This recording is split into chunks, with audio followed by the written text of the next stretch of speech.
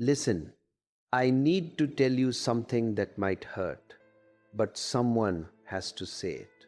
Right now, while you're watching this, someone else might be touching your former lover in ways you used to. Someone else is making them laugh, making them feel alive, making them forget you ever existed. And the worst part, you're still here, frozen, wounded, carrying that pain like a badge of honor, wondering why love always ends in disaster for you. This isn't just about a breakup, my friend. This is about something far more dangerous, something that's eating you alive from the inside. You know what I see when I look at people who've been wounded in love? I see walking ghosts. I see men and women in their 40s, 50s, 60s carrying around the corpse of a relationship that died years ago, maybe decades ago, still bleeding from wounds that should have healed, still angry at someone who's probably forgotten their name. You think you're protecting yourself by staying wounded. You think that pain makes you noble. Let me tell you something that nobody else will tell you. You're not healing, you're rotting. And every day you spend in that rot, you're becoming less attractive, less alive, less capable of ever experiencing real love again. I've spent 50 years watching people destroy themselves over love, 50 years listening to the same story told 1,000 different ways. And you want to know what the real tragedy is? It's not that love wounded you. Love wounds everyone. That's its job. The tragedy is that you've made that wound your identity. You've built a shrine to your suffering and you visit it every single day, bringing fresh flowers to your own misery.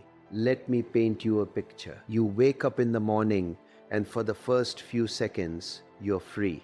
Then it hits you. The memory, the betrayal, the loss, the humiliation. And suddenly your chest tightens, your stomach knots, and you're back there again, reliving it frame by frame like some kind of masochistic film director. You make your coffee, but you're not really there. You're in the past, having imaginary conversations, winning arguments that already happened, saying the perfect thing you didn't say when it mattered. You go through your day like a zombie, half present, half somewhere else. And at night, you lie there scrolling through old photos, or worse, checking their social media, torturing yourself with images of them smiling, them happy, them moved on, while you're still stuck in the wreckage. Sound familiar? Of course it does, because this is what being wounded in love looks like. This is the cage you've built for yourself, and here's the terrifying part. You're holding the key, but you're too afraid to use it. Now, let me inject some real fear into your comfortable suffering. While you're sitting here, nursing your wounds, time is passing, not slowly, not gently. It's racing by like a freight train, and you're standing on the tracks, paralyzed. Every day you spend wounded is a day you could have spent becoming whole.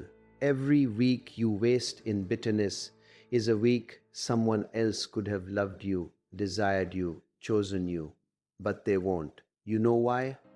Because wounded people smell like death. They repel life, they repel love.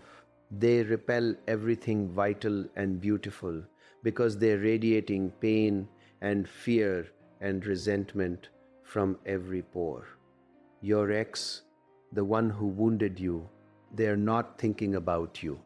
I know that hurts, but it's true. They're out there living, laughing, probably in someone else's arms, creating new memories, feeling new pleasures. And you're their prisoner, even though they set you free. You're volunteering for a life sentence while they're out on parole having the time of their life. Does that make you angry? Good, use it. Because anger is better than this pathetic, passive suffering you've been marinating in. But it gets worse. Oh yes, it gets so much worse. You think your wound is just about this one relationship. Think again. That wound is spreading like a cancer through every area of your life. It's in your work, making you less creative, less bold, less willing to take risks. It's in your friendships, making you cynical, bitter, that person everyone has to handle with care because they might trigger you. It's in your body, quite literally, because unprocessed emotional pain becomes physical disease. Your immune system is compromised. Your sleep is garbage. Your libido, forget about it. You can't feel desire when you're armored against feeling anything at all. And your future relationships, they're doomed before they begin. You know what you're doing? You're bringing the ghost of your ex into every new connection. Every new person who shows interest in you has to compete with a memory, and memories always win because you've edited out all the bad parts. You've turned your ex into a mythical creature, half monster, half god, and nobody real can compete with that. So you'll sabotage every new possibility, either by choosing people who'll wound you the same way, because that's familiar, or by running away the moment someone gets close. Because closeness means vulnerability, and vulnerability means pain. Let me ask you something, and I want you to really sit with this question.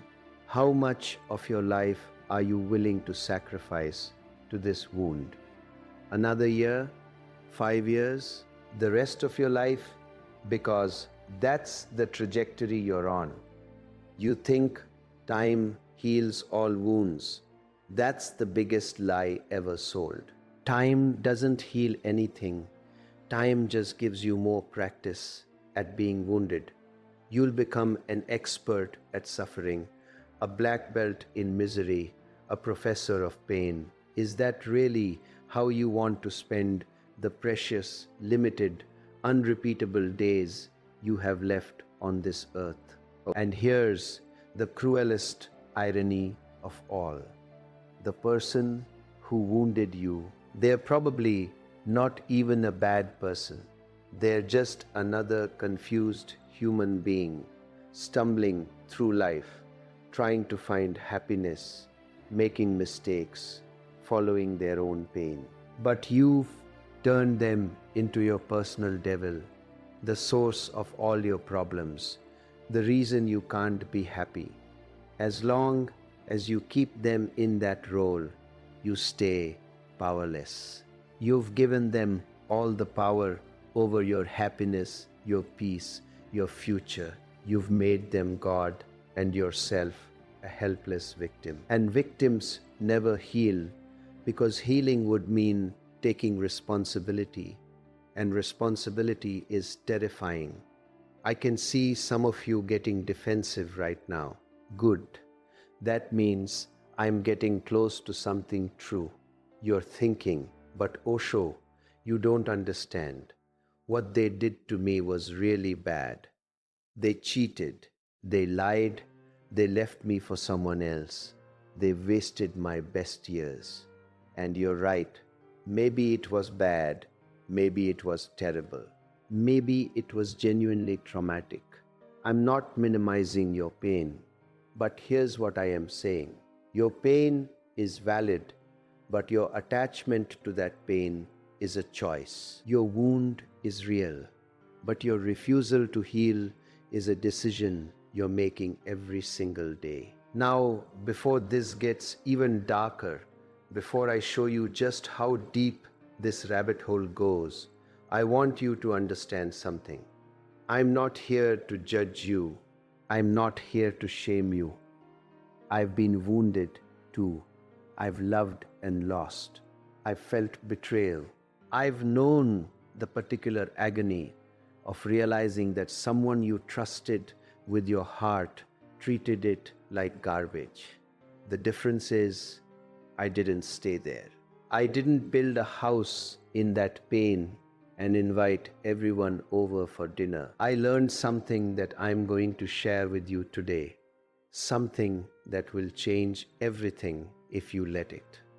But first, you need to understand exactly what's at stake. You need to see with brutal clarity what happens if you don't change course right now.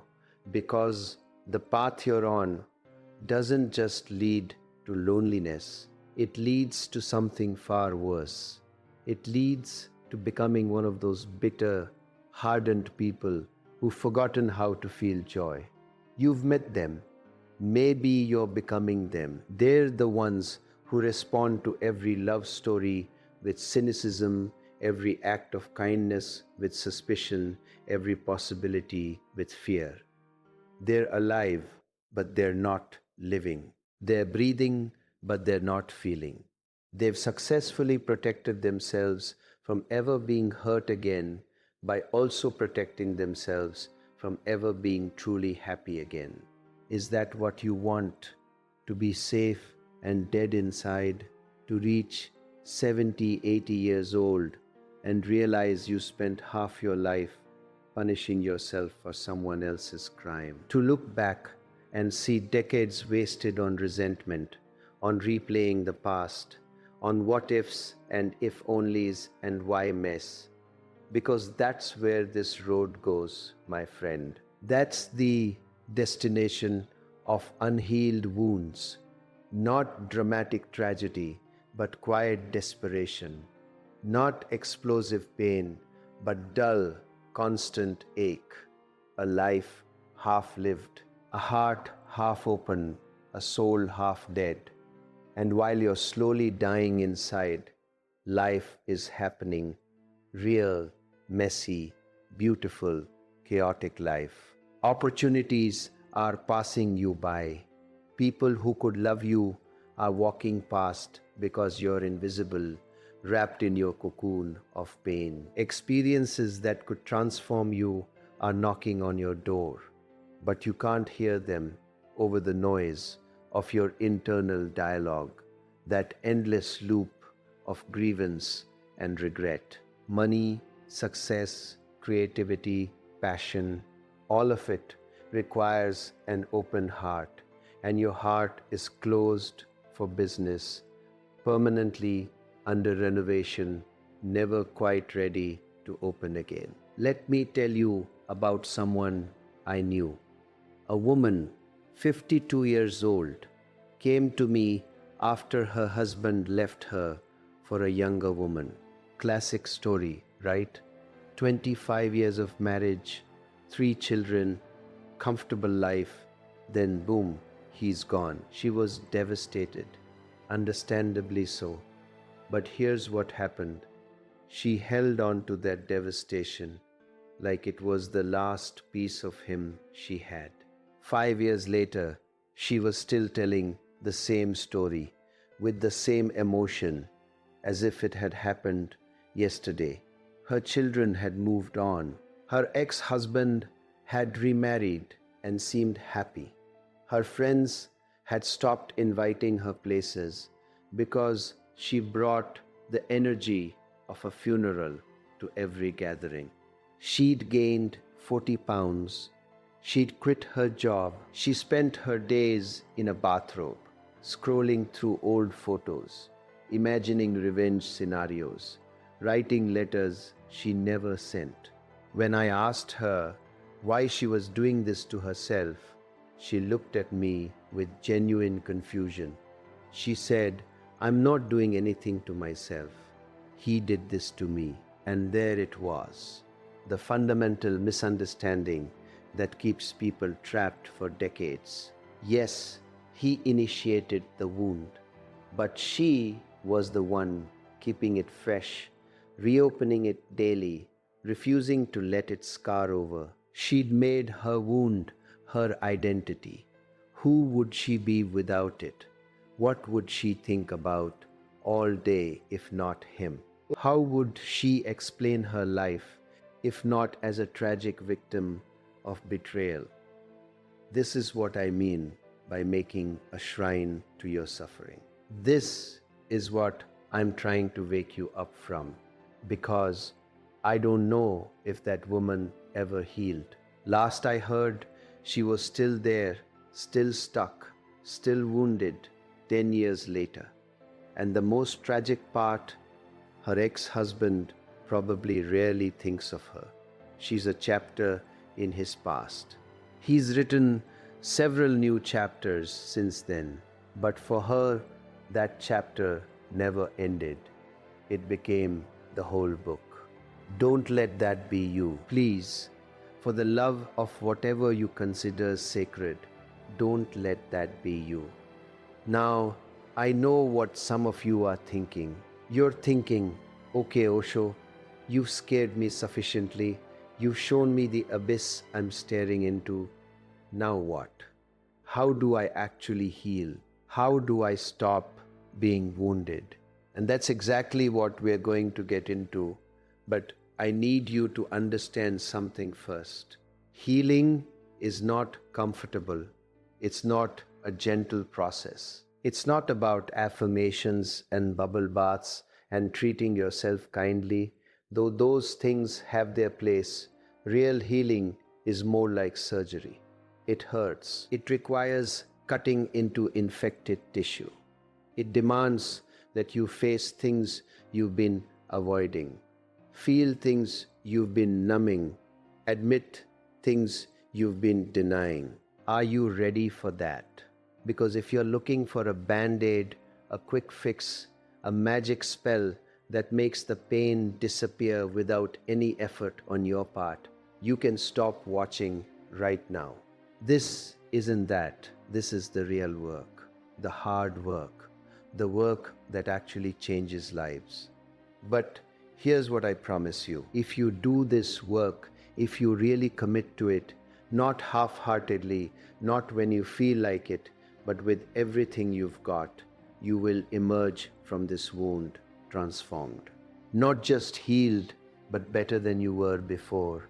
Stronger, wiser, more capable of love, not less.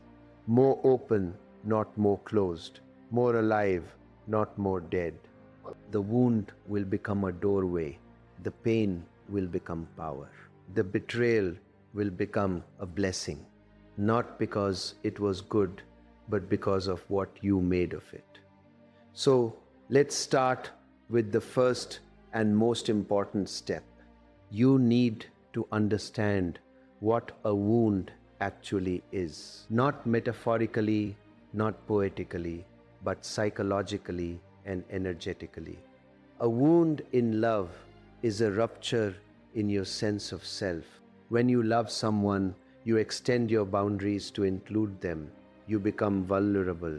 You open your defended spaces. You let them into your inner world. And when they leave or betray or hurt you, they don't just exit your life, they tear a piece of you with them. They leave a hole where they used to be. And that hole is the wound. Now, here's the key insight. That hole, that emptiness, is actually not the problem. Emptiness is natural. Emptiness is necessary. Emptiness is the space where new things can grow. The problem is what you do with that emptiness. Most people panic when they feel it. They can't stand it. So they try to fill it immediately with something, anything. Some people fill it with another relationship, a rebound, someone to distract them from the pain. Some fill it with work, becoming obsessed with achievement to avoid feeling. Some fill it with food, alcohol, drugs, shopping, social media, anything to avoid sitting with that uncomfortable emptiness. But here's what I want you to understand. When you fill the wound before it's clean, Before it's properly treated, you just trap the infection inside. You create an abscess. The wound festers beneath the surface, poisoning everything, even though it looks closed from the outside. This is why people can be in new relationships and still be completely stuck in old wounds. This is why people can be successful, busy, surrounded by people, and still feel that aching emptiness inside. They never actually dealt with the wound, they just covered it up. So, step one is radical and will sound completely counterintuitive. Stop trying to fill the emptiness. Stop trying to make the pain go away. Stop trying to get over it. Move on. Be positive. Look on the bright side. Instead, and this is crucial, turn toward the wound. Look at it directly. Feel it fully. Sit with the emptiness without trying to fix it, fill it, or flee from it. I can hear your resistance from here. You're thinking, are you crazy, Osho? You just spent an hour telling me how dangerous this wound is, and now you want me to sit with it. Yes, exactly, because there's a profound difference between wallowing in a wound and witnessing it. Wallowing is when you're identified with the pain, when you are the pain, when you're lost in the story, playing it on repeat, adding drama, making it worse. Witnessing is when you step back slightly and observe the pain without becoming it. You feel it, yes, but you also see yourself feeling it. There's a space between you and the pain. That space is your salvation. Here's how you do this practically. Set aside time every day, 20 minutes minimum, where you sit in silence and you deliberately bring up the wound, not to torture yourself, but to observe it. Bring up the memories, the feelings, the anger, the sadness, the betrayal, whatever is there. But instead of getting lost in the story, instead of rehearsing what they did and what you should have done, simply feel the sensations in your body. Where do you feel the pain physically? Is it in your chest, your throat, your stomach? What does it feel like? Is it tight, heavy, hot, cold, sharp, dull? This is the practice. Feeling without story, sensation without narrative. And here's what happens when you do this consistently. The pain begins to discharge.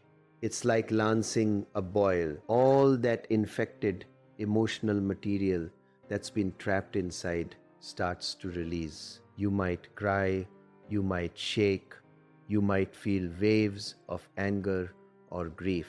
Let it happen. Don't control it. Don't judge it. Don't make it mean anything about you.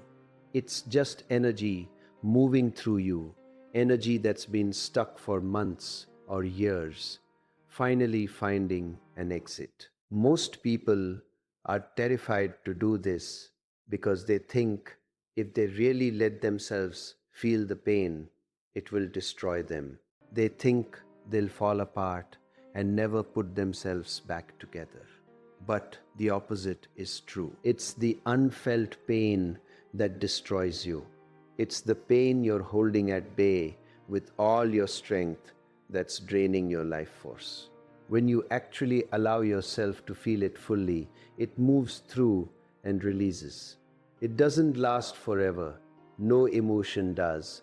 Emotions are like weather. They come, they peak, they pass, but only if you don't resist them.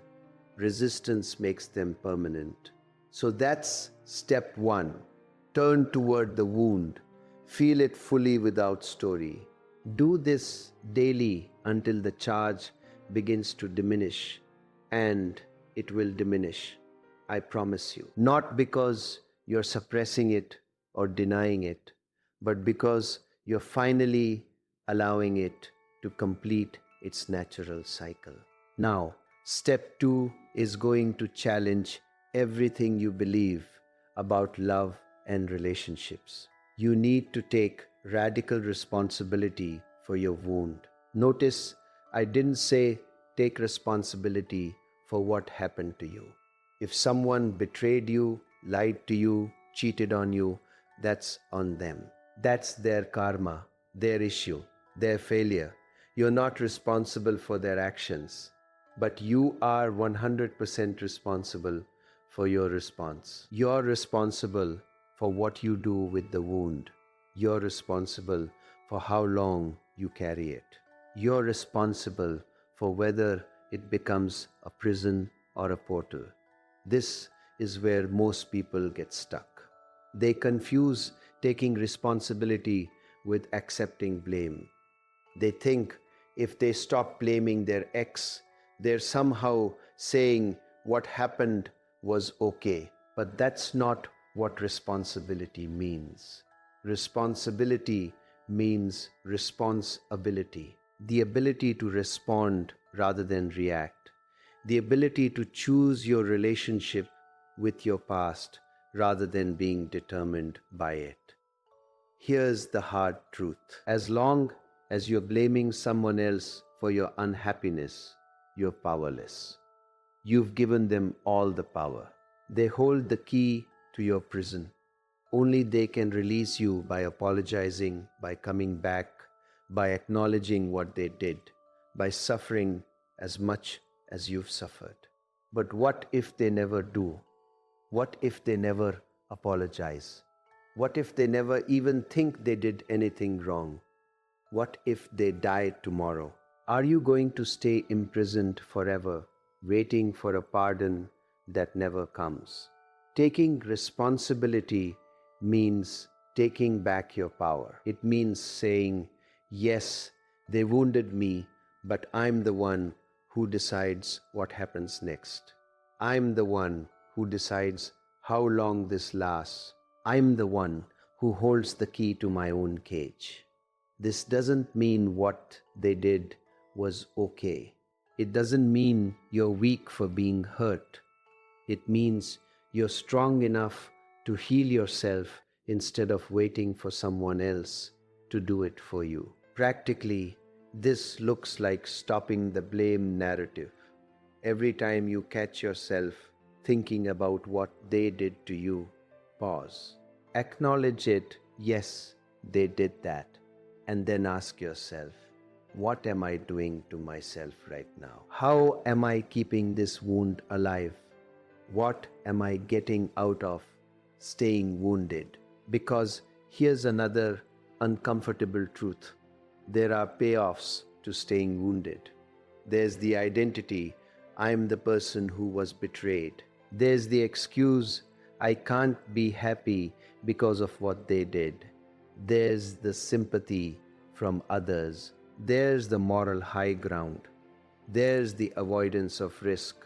If I never love again, I can never be hurt again. These payoffs are usually unconscious, but they're powerful. They're why people stay stuck for decades. So you need to make them conscious. You need to ask yourself honestly, what am I getting out of this wound? What would I have to face or do or become if I let it go? Often, the answer is terrifying.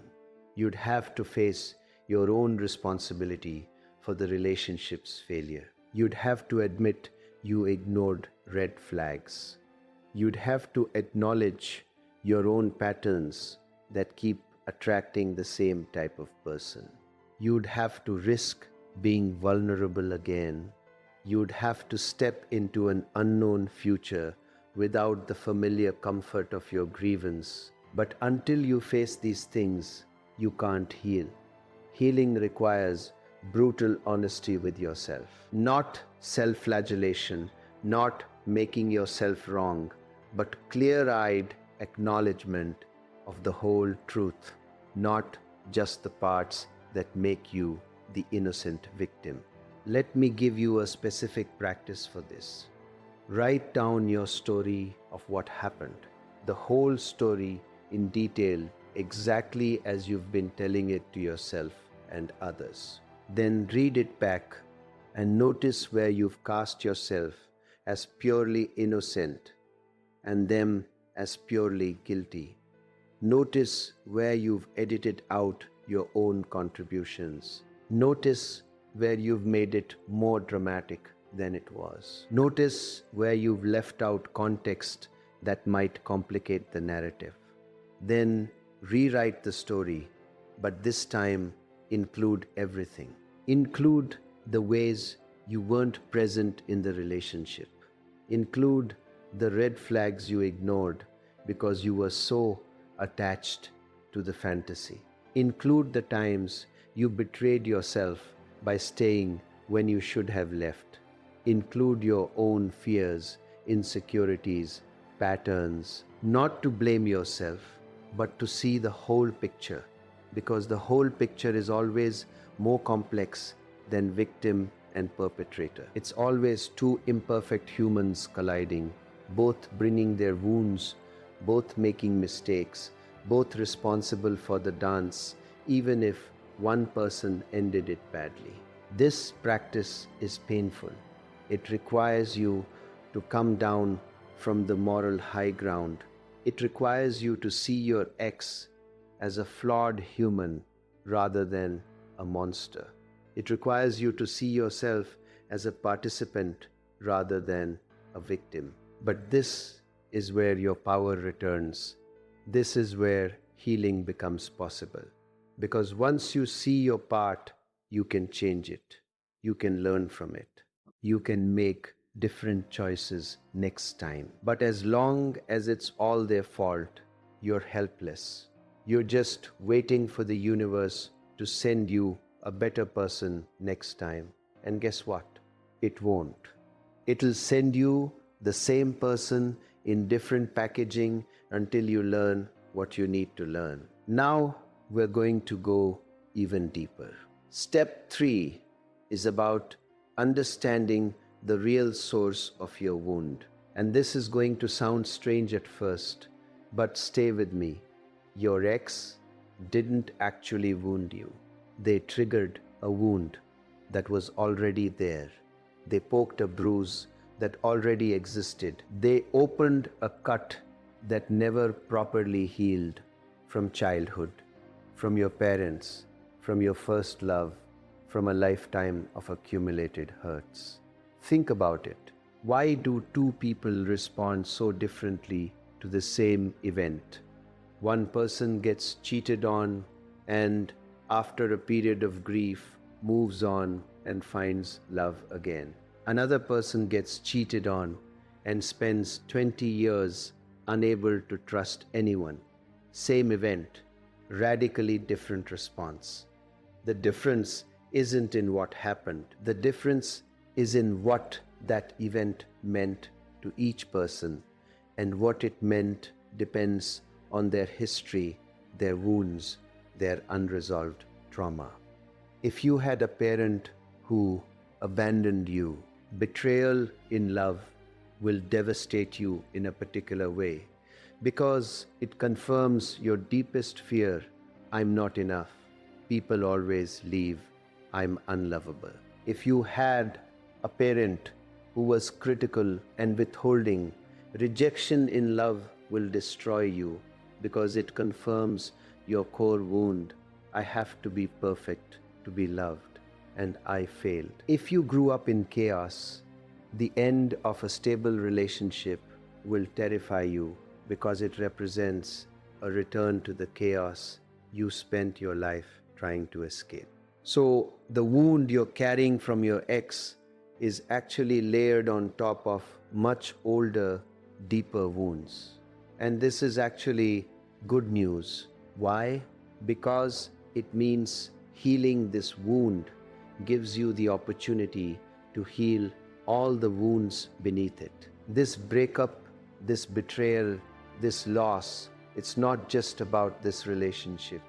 It's a doorway into your entire psychological and emotional history. It's an invitation to finally deal with the pain you've been carrying since childhood.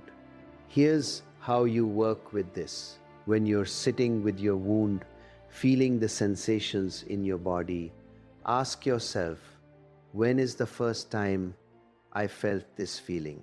Not the first time in this relationship, but the very first time in your life. When did you first feel abandoned, betrayed, not enough, unlovable, rejected? And don't rush this. Sit with the question. Let memories arise. Often they'll surprise you. You might suddenly remember something you haven't thought about in decades. A moment when your father ignored you. A time when your mother was too busy. A day when you were excluded by friends. A teacher who humiliated you. These might seem like small things, but to a child, they're everything. They form the template for how you experience love and loss for the rest of your life. Once you identify these earlier wounds, you can begin to separate them from your current situation. You can say, yes, my ex left me, and that hurts. But the reason it devastated me is because it triggered this wound from when I was 7 years old and my father left, and I thought it was my fault. Now you're dealing with reality. Now you can give compassion to that 7-year-old who didn't get what they needed. Now you can, as an adult, provide for yourself what your parents couldn't provide. Now you can reparent yourself.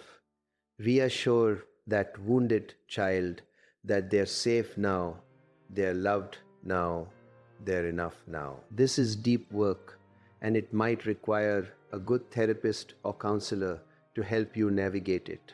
But it's essential, because if you don't do this work, you'll just repeat the pattern. You'll attract another person who triggers the same wound. You'll create the same dynamic. You'll end up in the same pain. Your unconscious mind is trying to heal by recreating the original wound in the hope that this time it'll turn out differently. But it never does. Not until you make the unconscious conscious. Not until you see the pattern clearly and choose to break it. Let me pause here and ask you something. How are you feeling right now? Overwhelmed, resistant, hopeful, scared, all of the above. Good. That means this is landing. That means you're actually considering doing this work rather than just consuming information. Because here's the thing, you can watch 1,000 videos, read 100 books, go to dozens of seminars, and nothing will change unless you actually do the practices. Knowledge without application is just entertainment. It might make you feel good temporarily, like you're doing something, but it doesn't transform anything. So I want you to pause after this and actually do the practices I'm giving you. Don't just nod along and think, yeah, that makes sense. I should do that sometime. Do it now. Today, make the time. Treat it like the emergency it is. Because your life is passing, your happiness is waiting, your healing is possible. But only if you actually do the work. Now, let's move to step 4. This one is about forgiveness, but not the kind of forgiveness you've been taught. Not the spiritual bypassing, everything happens for a reason, I forgive and forget. We're all one kind of forgiveness. That's garbage. That's just another way of avoiding your real feelings. Real forgiveness is something entirely different. Real forgiveness starts with honoring your anger. Yes, you heard me right. Before you can forgive, you need to be fully angry. You need to let yourself feel the rage at what was done to you. Not acted out, not sent in a nasty email, not used to justify revenge, but felt fully in your body, because anger is your boundary reasserting itself. Anger is your psyche saying, that was not okay, I deserved better, my boundaries were violated. If you skip over the anger to try to forgive prematurely, you are just suppressing it. And suppressed anger becomes depression, resentment, passive aggression, and chronic bitterness. So here's the practice. In your alone time, let yourself rage. Scream into a pillow. Hit a punching bag. Write a letter you'll never send where you say every terrible thing you want to say. Let the anger move through you without censoring it, without making it mean you're a bad person, without spiritualizing it away. Anger is energy. It needs to discharge. Once it does, once you fully expressed it in a safe container, it transforms. It becomes power. It becomes clarity. It becomes the fuel for your healing.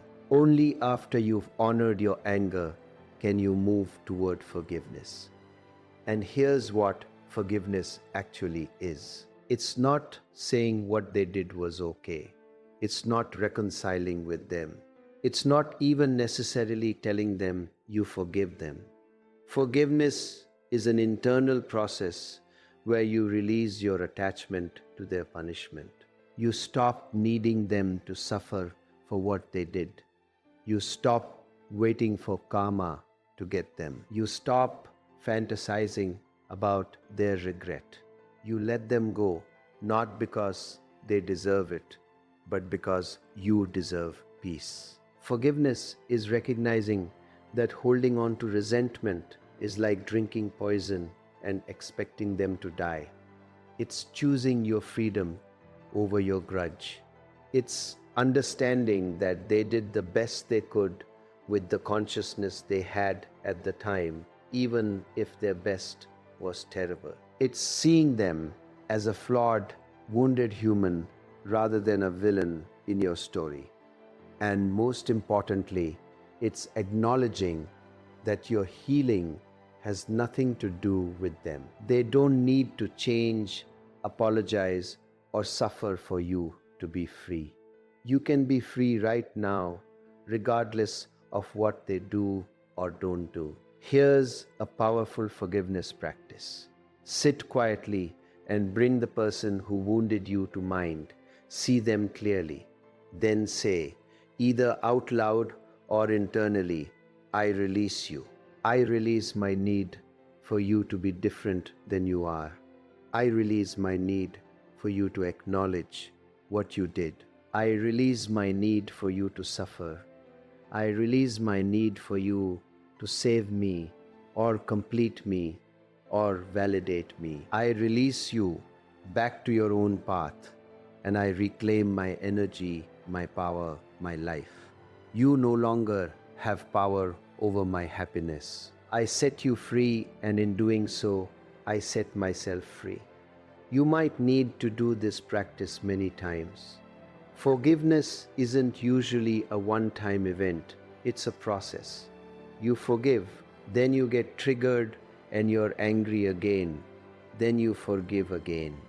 Each time going a little deeper, releasing a little more, until finally, one day, you think of them and you feel nothing, not love, not hate, just neutrality.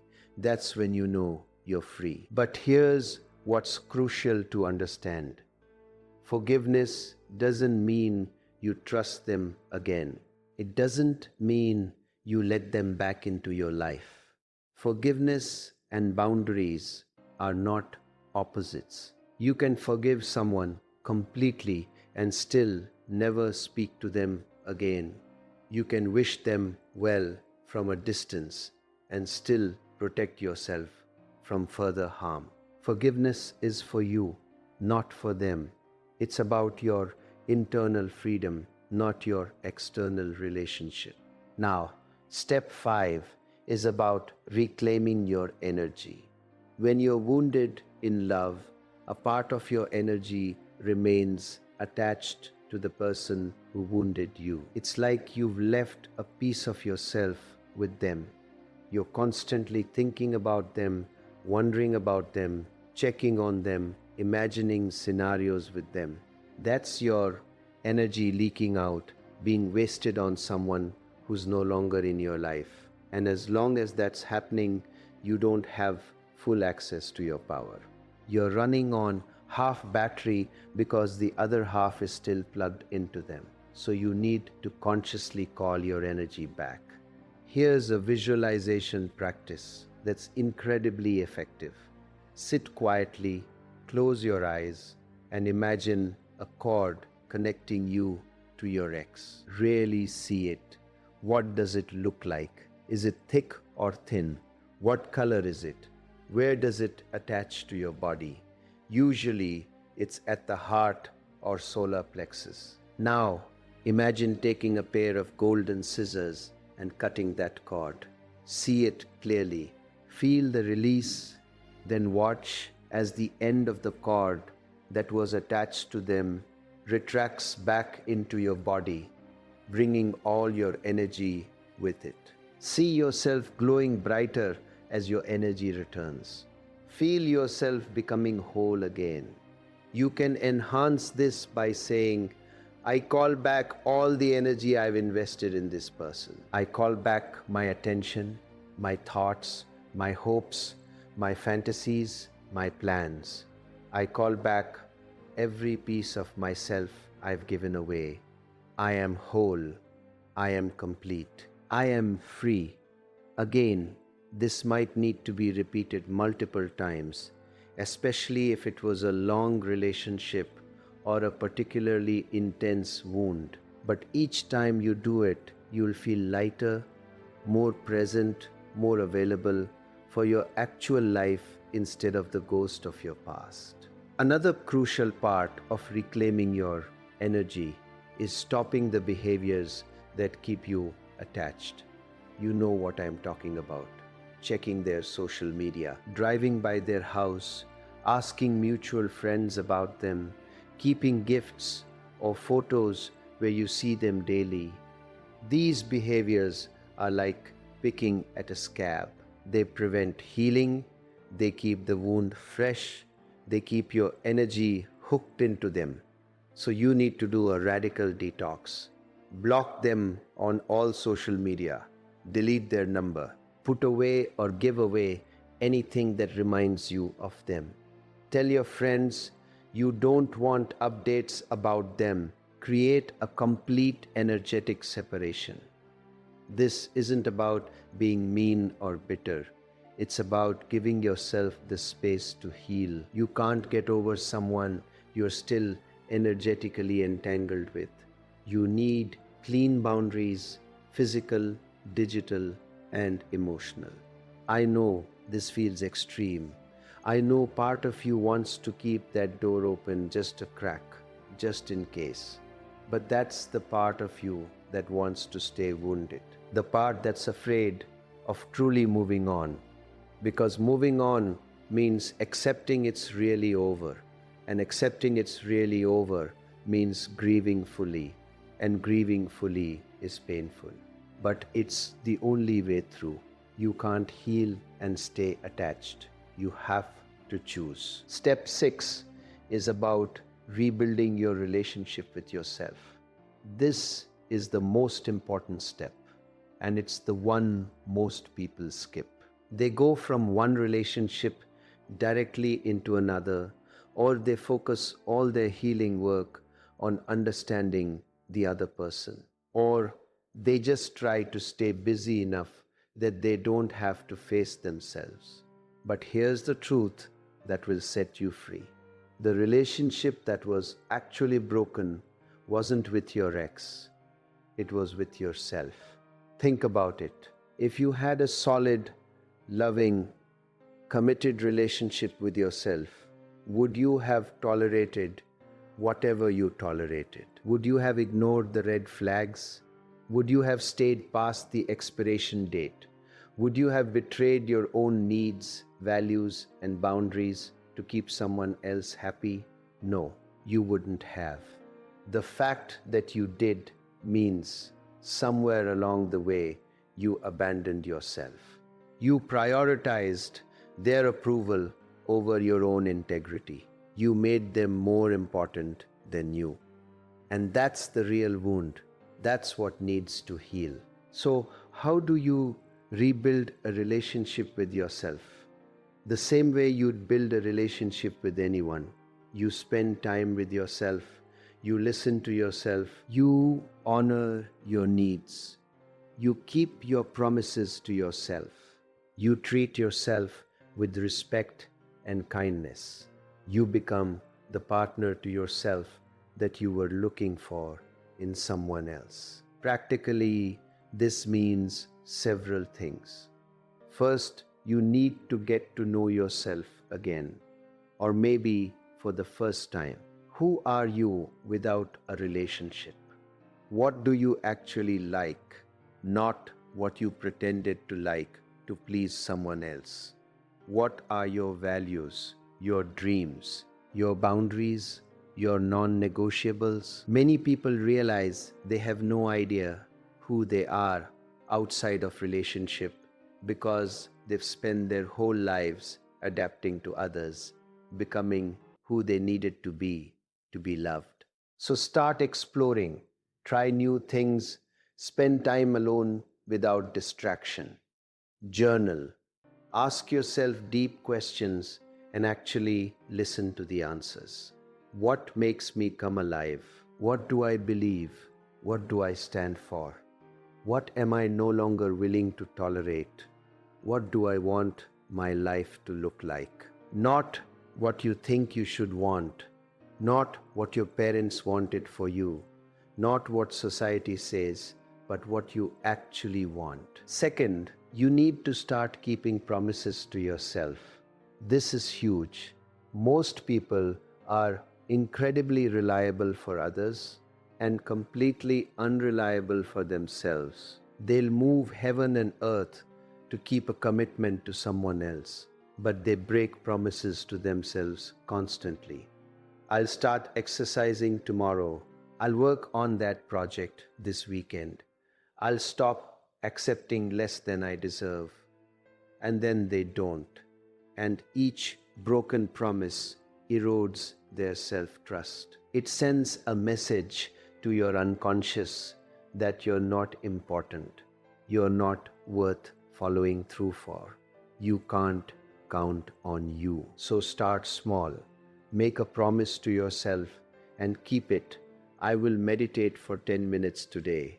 Then do it. I will not check my ex's social media this week.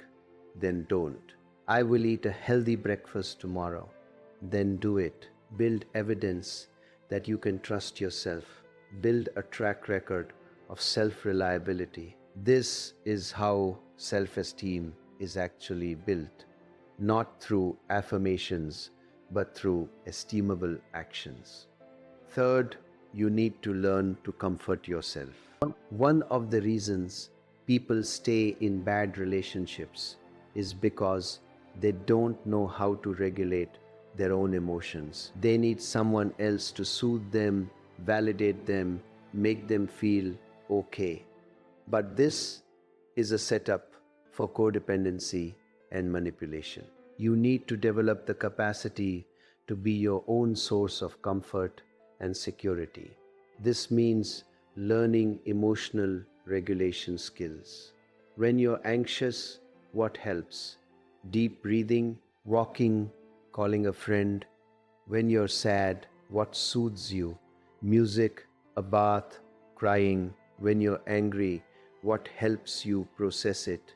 Exercise, writing, talking it out.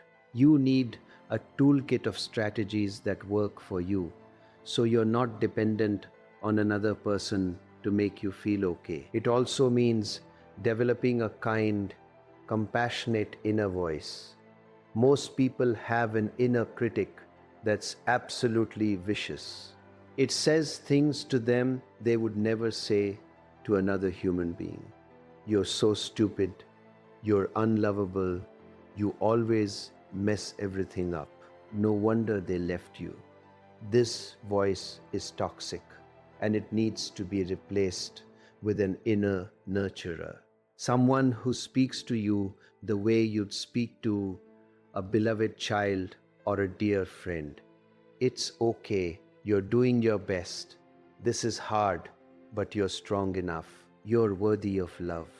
You're learning and growing. This isn't about toxic positivity or denying reality. It's about basic kindness toward yourself. And if you didn't receive this from your parents, if you grew up with criticism and harshness, you'll need to consciously develop it now. You'll need to become the parent to yourself that you needed but didn't have. Fourth, you need to start prioritizing your own needs and desires. This sounds obvious, but it's revolutionary for most people, especially women who've been socialized to be caretakers and people pleasers. You need to ask yourself regularly, what do I need right now? Not what does everyone else need from me, but what do I need? And then you need to honor that, even if it disappoints others, even if it makes you seem selfish, even if it's uncomfortable. This is about developing healthy selfishness, not narcissism, not disregard for others, but a recognition that you matter just as much as anyone else. Your needs are just as important. Your happiness is just as valid. You're not here to sacrifice yourself on the altar of everyone else's comfort. You're here to live fully, and that requires taking care of yourself first, not last. Let me ask you something. How much time have you spent today thinking about your ex, about what they did, about what you should have done, about what might have been? Hours, probably. Now, how much time have you spent today thinking about your own growth, your own dreams, your own healing? Probably much less. That imbalance is the problem. You are investing more energy in someone who's gone than in yourself who's still here. That needs to flip. Step 7 is about understanding the gift in the wound. Now, before you throw something at me, hear me out. I'm not saying what happened to you was good. I'm not saying everything happens for a reason in some cosmic plan. I'm not minimizing your pain. What I'm saying is that every experience, especially painful ones, contains potential wisdom if you're willing to extract it. The question isn't, did this happen for a reason, but can I make meaning from this? Can I use this to grow? So, what did this wound teach you? What did you learn about yourself, about relationships, about your patterns, about what you will and won't tolerate, about what you actually need in a partner? Often, the most painful experiences are the most instructive. They show us where we're still unconscious. They reveal our blind spots. They force us to grow in ways we never would have chosen voluntarily. For example, maybe you learned that you have a pattern of choosing emotionally unavailable people because that's what's familiar from childhood. Maybe you learned that you ignore your intuition when it conflicts with what you want to be true. Maybe you learned that you have weak boundaries and you need to develop the capacity to say no. Maybe you learned that you've been looking for someone else to complete you instead of completing yourself. These are invaluable lessons. They're worth the price of admission, as painful as it was. So I want you to make a list. What did this relationship and its ending teach me? Be specific. Go deep. Don't settle for surface answers like, I learned that people can't be trusted. That's not a lesson. that's a defense. Real lessons sound like, I learned that I need to trust myself more than I trust someone else's words. I learned that I'm stronger than I thought. I learned that I can survive what I thought would destroy me. I learned that love isn't enough without compatibility, respect, and shared values. Once you've identified the lessons, you need to integrate them. Integration means you actually change your behavior based on what you learned. If you learned you have weak boundaries, you practice setting boundaries in all your relationships. If you learned you ignore red flags, you commit to paying attention to them next time, even when it's inconvenient. If you learned you lose yourself in relationships, you commit to maintaining your independence and identity in future partnerships. This is how you ensure you don't repeat the pattern. This is how the wound becomes a gift. Not because it was pleasant, but because you extracted wisdom from it and used that wisdom to create a better life. Now, step 8 is about opening to love again, but differently. Eventually, if you do this work, you'll reach a place where you're healed enough to consider a new relationship. But here's what's crucial. You can't approach it the same way you did before. If you do, you'll create the same result. You need to bring your new awareness, your new boundaries, your new relationship with yourself into any new connection. This means several things. First, you need to move slowly. No more rushing into intensity. No more mistaking chemistry for compatibility. No more falling in love with potential instead of reality. Take your time. Get to know someone. Watch their behavior over time. See how they handle conflict, stress, disappointment. See if their words match their actions. See if they respect your boundaries. See if they're actually available emotionally and practically. Second, you need to maintain your independence. Don't merge. Don't lose yourself. Keep your friends, your hobbies, your goals, your identity.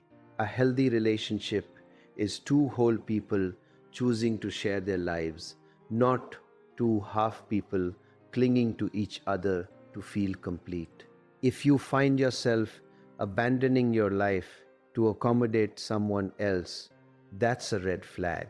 If you find yourself constantly anxious about their approval, that's a red flag. If you find yourself walking on eggshells or suppressing your needs, that's a red flag. Third, you need to trust your intuition. Your body knows things your mind doesn't want to admit. If something feels off, it probably is. Don't rationalize it away. Don't give them the benefit of the doubt at the expense of your own knowing. If your gut says this person isn't right for you, listen. Even if they're amazing on paper, even if everyone else thinks they're great, even if you really want it to work, your intuition is your compass. Trust it. Fourth, you need to be willing to walk away. This is the ultimate boundary. If someone shows you they're not capable of the relationship you need, believe them and leave. Don't stay hoping they'll change. Don't stay because you've already invested so much time. Don't stay because you're afraid of being alone. Being alone is infinitely better than being with someone who diminishes you, disrespects you, or makes you doubt yourself. And here's the paradox. The more willing you are to walk away, the less likely you are to have to, because you'll choose better from the beginning. You'll only invest in people who are actually available and aligned. And if someone isn't, you'll notice early and exit gracefully instead of staying for years, hoping for a different outcome. Now, I want to address something important. Some of you might be thinking, but Osho, what if I don't want another relationship? What if I'm done with all that? And that's completely valid. You don't have to partner again if you don't want to. You can create a beautiful, full, meaningful life on your own. In fact, I'd argue that you should create that life regardless, so that if you do partner, it's from choice, not need. But make sure you're choosing singleness from wholeness, not from fear. There's a big difference between I'm complete on my own and I don't need a relationship to be happy, and I'm too scared to ever be vulnerable again, so I'm going to pretend I don't want partnership. One is freedom, the other is a prison. Be honest with yourself about which one you're in. Step 9 is about the body. We've talked a lot about psychological and emotional healing, but you can't separate those from the physical body.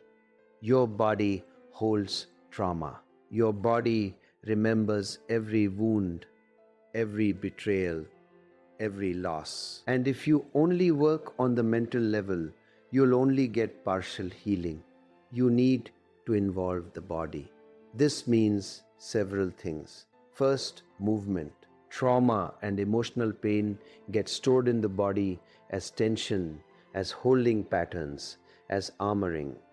You need to move to release it. Not gentle, slow movement, though that has its place, but vigorous, cathartic movement.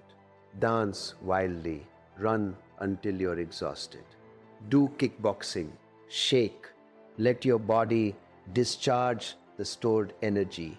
This is ancient wisdom. Every traditional culture had ecstatic dance, had ritual movement, had ways of moving emotion through the body.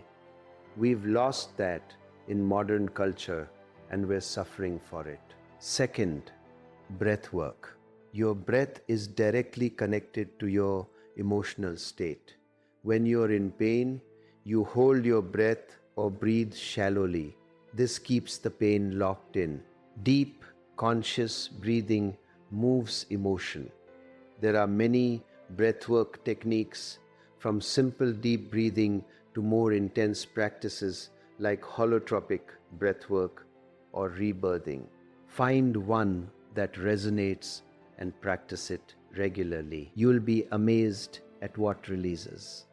Third, body work, massage, rolfing, acupuncture, somatic experiencing, any modality that works directly with the body can help release stored trauma. A skilled body worker can access places you can't reach on your own.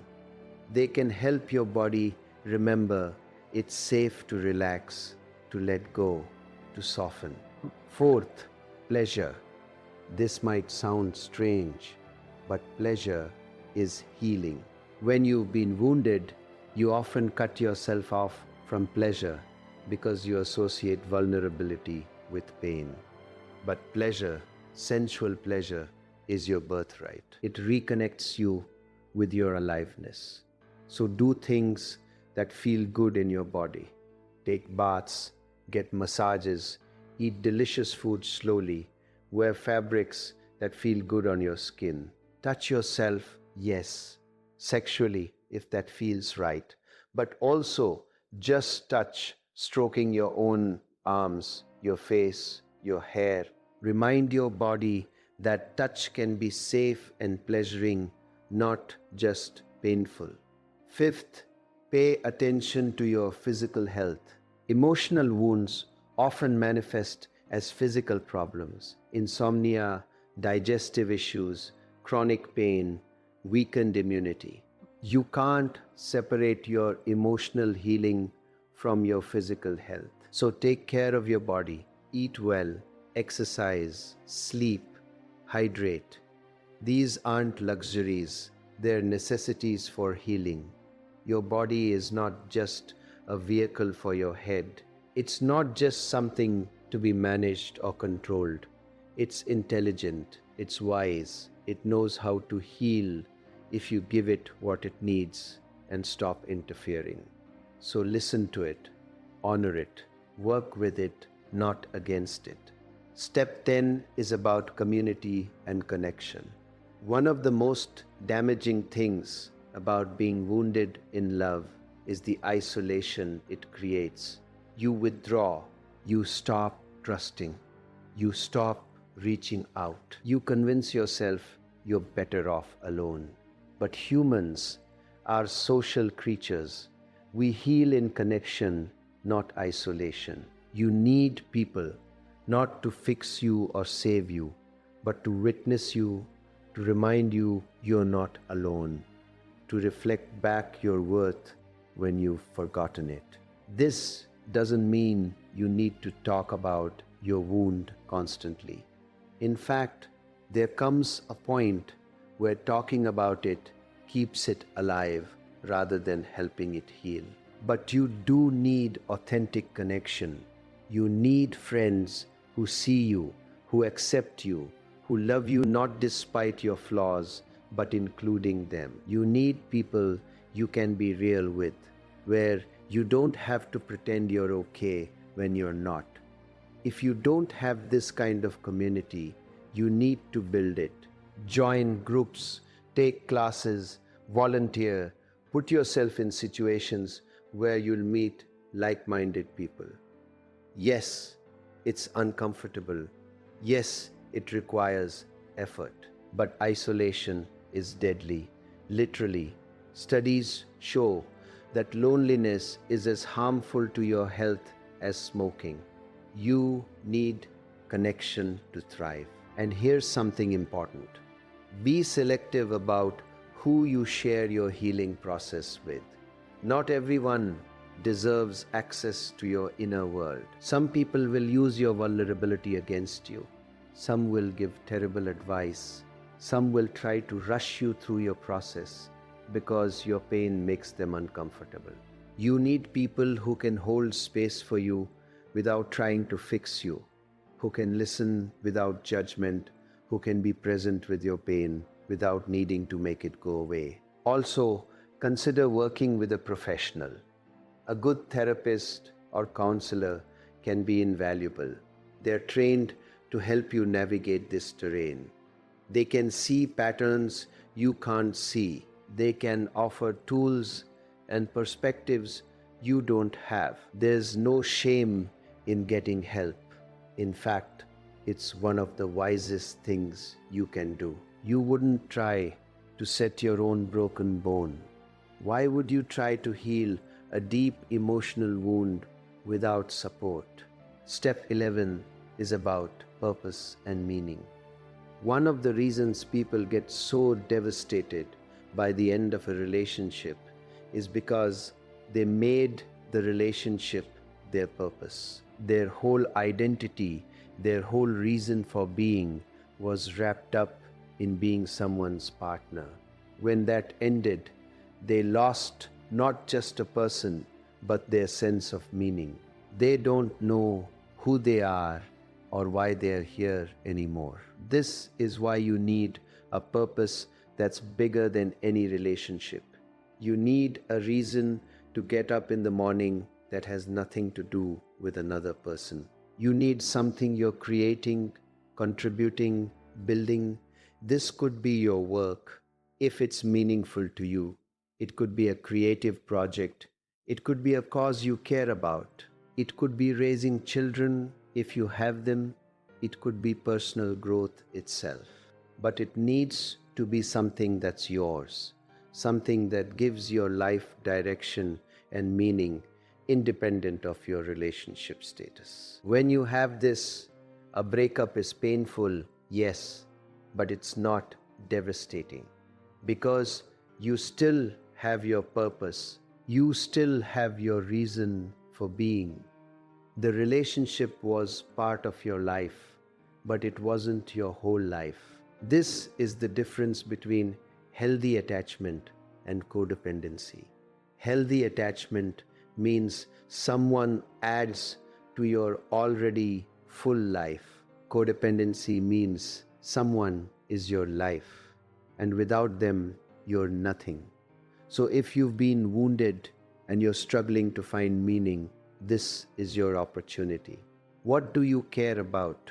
What breaks your heart in the world? What would you do even if no one ever appreciated it or paid you for it? What legacy do you want to leave? These are the questions that lead you to purpose. And purpose is healing. It gives you something to focus on besides your pain. It reminds you that your life is about more than your wounds. Let me tell you about another person I knew. A man, 58 years old, divorced after 30 years of marriage. He was destroyed. He'd built his whole life around his family, and when his wife left, he felt like he had nothing. But instead of staying in that despair, he asked himself, what now? What's next? And he realized he'd always wanted to write. He'd spent his career in a job he tolerated to provide for his family, but he'd always had stories in him. So he started writing every day, not to get published, not to make money, just because it gave him a reason to get up. 3 years later, he'd written 2 novels. They weren't bestsellers, but that wasn't the point. The point was he'd found something that was his, something that gave his life meaning independent of anyone else. And in the process, he healed. He became more himself than he'd ever been. And eventually, he met someone new, but from a completely different place. Not from need, but from overflow. That's what purpose does. It transforms you from a victim of circumstances into a creator of your life. It gives you agency. It reminds you that you're here for a reason, and that reason has nothing to do with whether someone else chooses to love you. Now, step 12, and this is the final piece. You need to develop a spiritual practice. And by spiritual, I don't necessarily mean religious, though if that works for you, great. What I mean is a practice that connects you to something larger than your ego, larger than your story, larger than your wound. Because ultimately, all healing is about transcendence.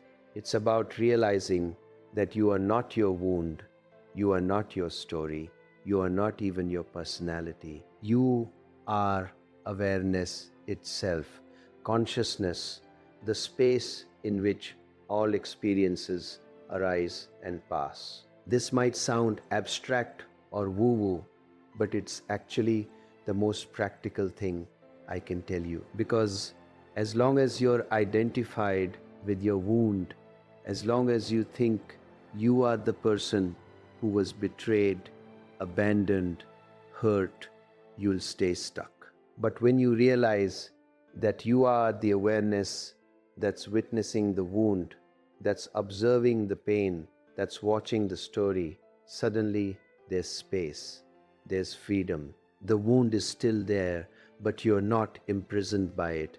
You can see it, feel it, and not be consumed by it. This is what meditation teaches.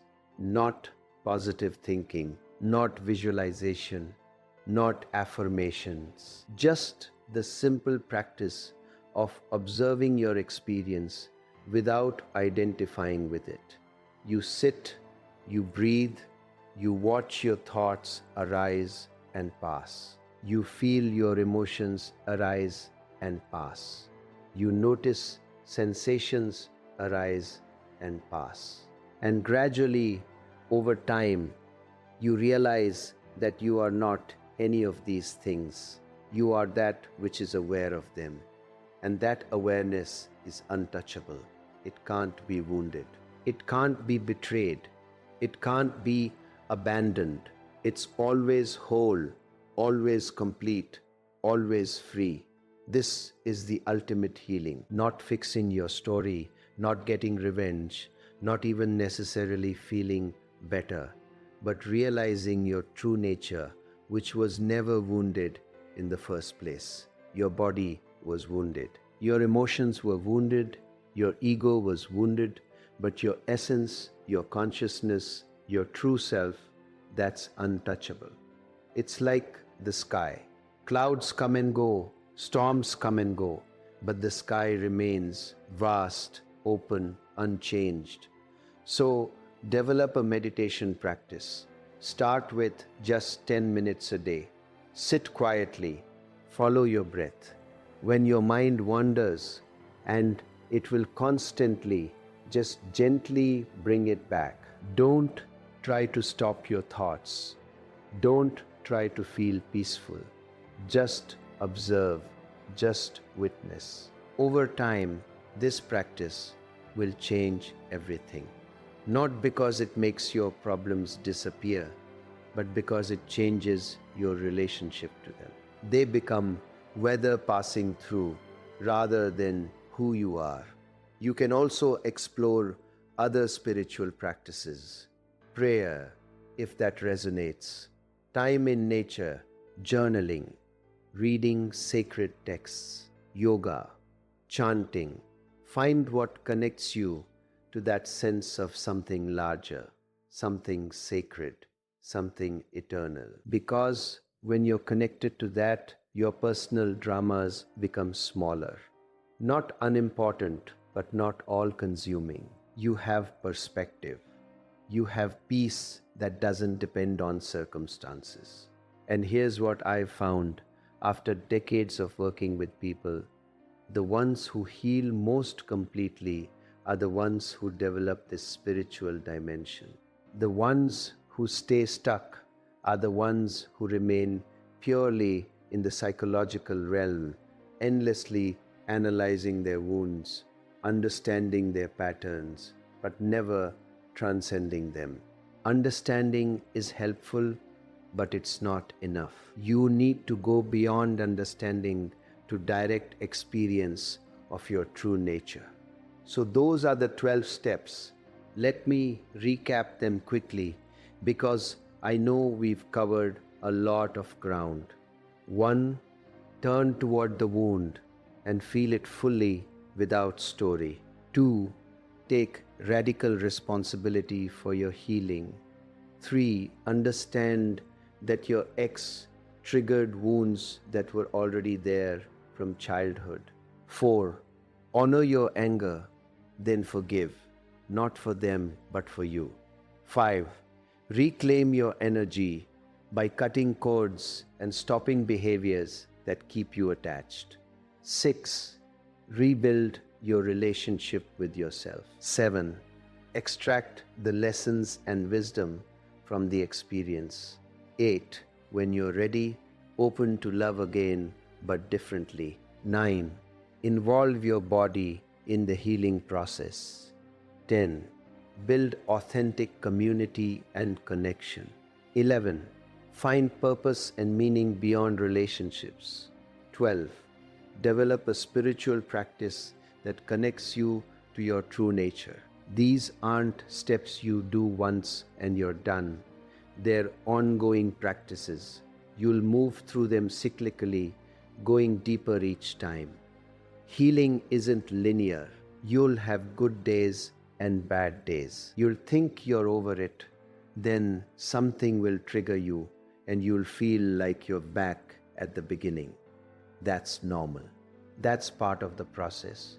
Don't judge yourself for it. Just keep practicing. Keep showing up for yourself. Keep choosing healing over staying wounded. Now, I want to address some common obstacles and resistances that come up when people try to do this work. The first is, I don't have time. And I'm going to be blunt with you. That's bullshit. You have time. You just don't want to make it a priority. You have time to scroll social media. You have time to watch television. You have time to worry and ruminate. You have time for all kinds of things that don't actually serve you. You just don't want to make time for healing because healing is uncomfortable. It requires facing things you'd rather avoid. So be honest. It's not that you don't have time, it's that you're not willing to prioritize it. And that's a choice. Just own it. The second resistance is, I've tried everything and nothing works. Really? You've done all 12 of these steps consistently for months. You've worked with a skilled therapist. You've done daily meditation. You've cut all contact with your ex. You've done deep body work. You've extracted the lessons and changed your patterns. Or have you read some books, watched some videos, maybe tried therapy for a few sessions? And when you didn't feel immediately better, you decided nothing works. There's a difference between actually doing the work and dabbling. Healing requires commitment. It requires consistency. It requires time. If you've truly done all of this and you're still stuck, then yes, you might need more specialized help. Maybe trauma therapy, maybe medication for depression, maybe a different approach. But most people haven't actually tried everything. They've just tried a few things half-heartedly. The third resistance is, I'm too old, it's too late for me. And this one breaks my heart because it's so not true. You're never too old to heal. You're never too late to change. Your brain has neuroplasticity until the day you die. You can form new neural pathways, new patterns, new ways of being at any age. Yes, it might take longer than if you'd started at 25. Yes, you might have more accumulated pain to work through, but it's absolutely possible. I've seen people in their 70s transform their lives. I've seen people who've been stuck for decades suddenly break through. It's never too late unless you decide it is. The fourth resistance is, I'm afraid if I let go of the pain, I'll forget them, or I'll be saying what they did was okay, or I'll be vulnerable to being hurt again. And this is a deep fear. The pain has become a kind of protection. It keeps you connected to the person you lost. It keeps you safe from risking again. It gives you a sense of control. At least I can control my suffering, even if I couldn't control them leaving. But this is a trap. The pain isn't protecting you, it's imprisoning you. You won't forget them by healing. You'll just remember them without the charge, without the suffering. And healing doesn't mean you're saying what they did was okay. It means you're no longer letting what they did determine your happiness. And yes, healing does make you vulnerable to being hurt again, because being alive makes you vulnerable. But the alternative is being dead inside. Is that really what you want? The fifth resistance is, I don't deserve to heal. I did bad things too. I'm not innocent. And this is where shame comes in. Shame is different from guilt. Guilt says, I did something bad. Shame says, I am bad. And shame is toxic. It keeps you stuck, because if you're fundamentally bad, then you don't deserve happiness, healing, or love. But here's the truth. You're not. You're human. You made mistakes. You hurt people. You also got hurt. That's the human condition. Nobody gets through life without causing and experiencing pain. The question is, are you going to learn from it and grow, or are you going to use it as an excuse to punish yourself forever? You deserve healing not because you're perfect, but because you're human. Everyone deserves the chance to heal, grow, and do better, including you. The sixth resistance is, what if I heal and then they come back and want another chance? This is a sneaky one because part of you is staying wounded as a way to keep the door open. You think if you heal and move on, you'll miss your chance if they change their mind. But here's what you need to understand. If they come back and you've healed, you'll be able to see clearly whether reconciliation is actually wise. You'll be able to assess from a place of wholeness rather than need. And if they come back and you haven't healed, you'll just repeat the same pattern. So, healing doesn't close the door to reconciliation if that's meant to happen. It just ensures that if it does happen, it's from a healthy place rather than codependency. Now, let's talk about what your life will look like on the other side of this healing. Because I want you to have a vision to move toward, not just pain to move away from. When you've done this work, when you've really healed, here's what changes.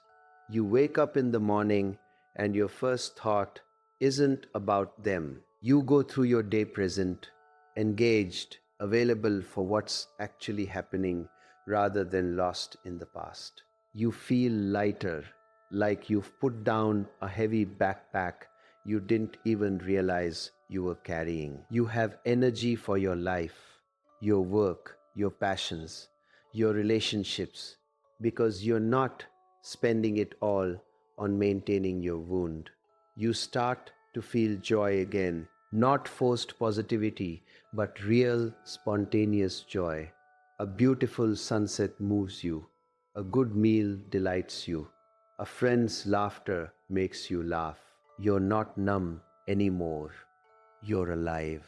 And yes, this means you can feel pain too, but it's clean pain, present pain, not the accumulated, infected pain of years of unresolved wounds.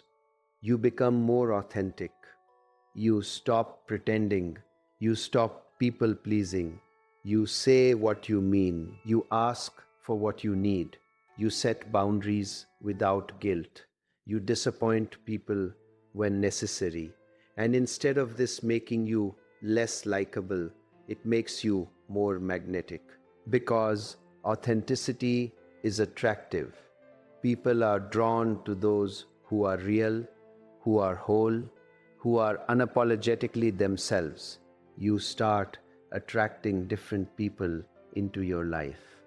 Healthier people, people who are also doing their work, people who can meet you as equals rather than people who need you to fix them or who want to fix you. Your relationships become more reciprocal, more honest, more satisfying. You become more creative.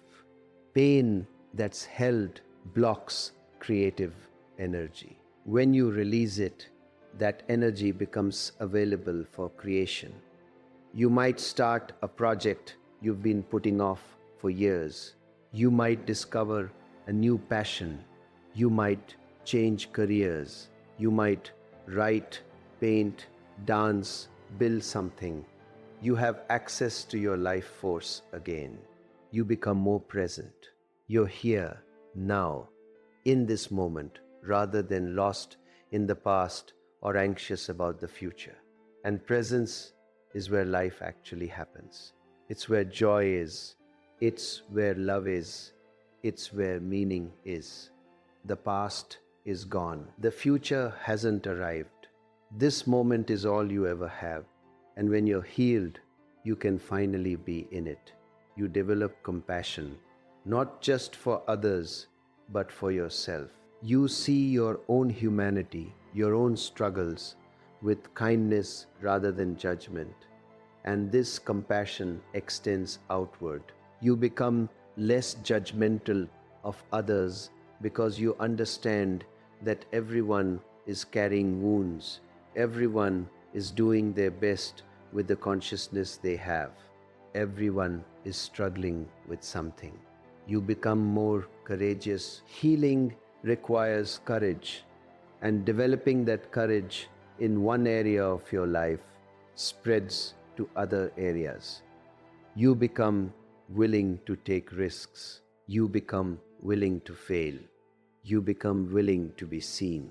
You stop playing small to stay safe. You start living big because you realize life is short and you don't want to waste another moment hiding. And perhaps most importantly, you become free. Free from the past, free from resentment, free from the need for approval, free from the fear of being hurt. Not because you won't be hurt again, you will. Life guarantees that. But because you know you can survive it. You know you can heal. You've done it before. You can do it again. And that knowledge is power. That knowledge is freedom. This is what's possible for you. This is what's waiting on the other side of your willingness to do this work. Not a perfect life, not a life without pain, but a life that's fully lived. A life that's yours. A life where you're the author, not the victim. A life where you're free. So here's my final question for you. Are you ready? Are you ready to stop being wounded and start being whole? Are you ready to stop waiting for someone else to save you and start saving yourself? Are you ready to stop living in the past and start living in the present? Are you ready to stop being a victim and start being a creator? Are you ready to do the work, the real work, the hard work, the uncomfortable work that actually transforms lives? Because if you are, everything changes. Not overnight, not magically, but gradually, consistently, powerfully, day by day, practice by practice, choice by choice, you reclaim your life. You reclaim your power. You reclaim your joy. You reclaim yourself. And if you're not ready, that's okay too. You can't force readiness. But then be honest about it. Stop pretending you want to heal while doing everything to stay wounded. Stop complaining about your pain while refusing to do anything about it. Either commit to healing or commit to suffering, but stop straddling the fence. It's exhausting and it's dishonest. I've given you the map. I've shown you the path.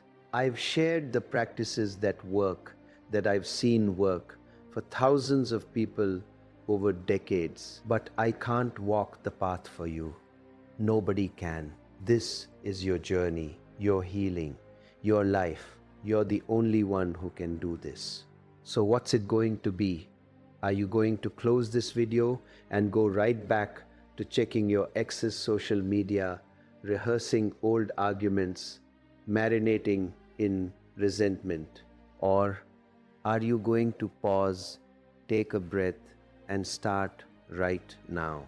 Are you going to sit with your wound and feel it fully? Are you going to write down the lessons you've learned? Are you going to call back your energy? Are you going to make a commitment to yourself and keep it? The choice is yours. It's always been yours. You've had the key to your cage this whole time. The question is, are you finally ready to use it? I hope you are. I really do, because life is so much more beautiful on the other side of this wound. Love is so much more possible. Joy is so much more available.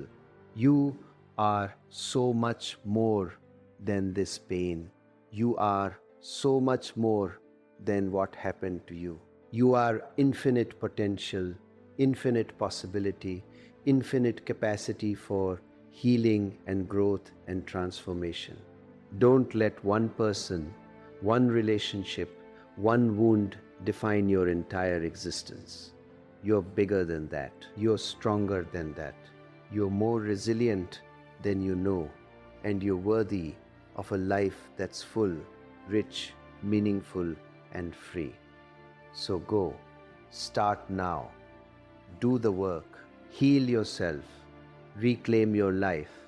And when you do, when you're on the other side, remember this moment. Remember how much it hurt. Remember how stuck you felt. Remember how impossible it seemed. And then look at how far you've come. Look at what you've created. Look at who you've become. That's the